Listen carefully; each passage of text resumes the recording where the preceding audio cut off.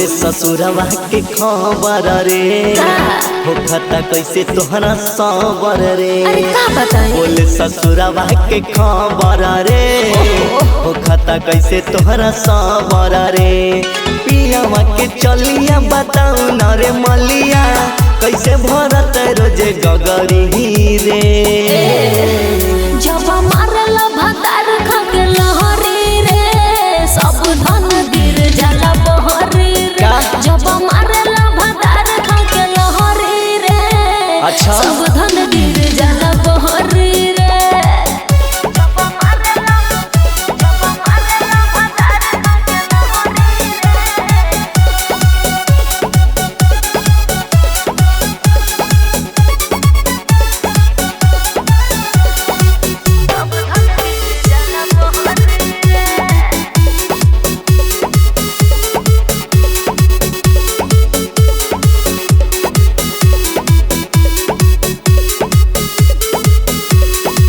बनबो कैसे लड़को रहे यारा इहे चिंता सतावे। रात भर में कई बेर बलमुआ तोरा के जबरी जगावे। अरे मनवा करे जब हमरो सजनवा तो छोड़ देवेले।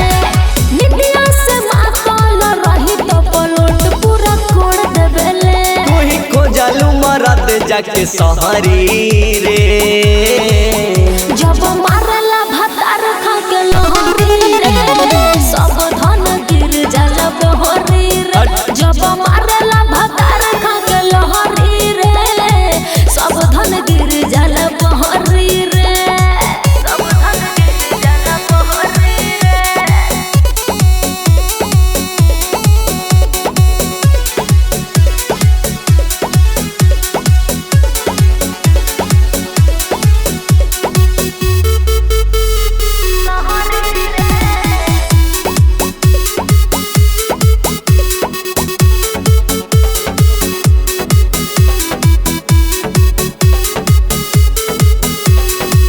अगिया जवनिया के कैसे मोरा बूटी तू ही बतावा उपाया।